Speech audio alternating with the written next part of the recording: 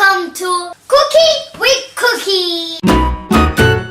Cooking with Cookie! We are going to cook today Grandma artichoke in the oven. We need artichoke, pepper, salt, oil. Let's go to start! Now we have to prepare the artichokes. We have to leave egg flour with a base.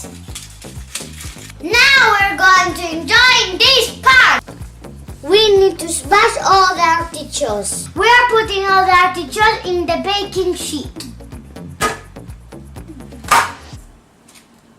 It's time for the salt.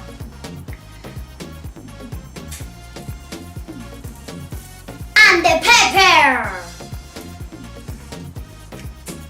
I don't like the pepper, so I only put these three with salt for me. This one, this one, this one. These three. And now the oil.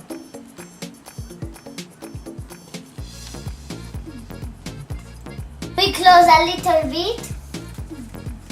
Now it's ready for the oven. Whew. I appreciate if somebody proposed me new recipe and your comments and your likes. After 45 minutes, the artichokes are ready. Don't forget to make your subscription. Bye bye.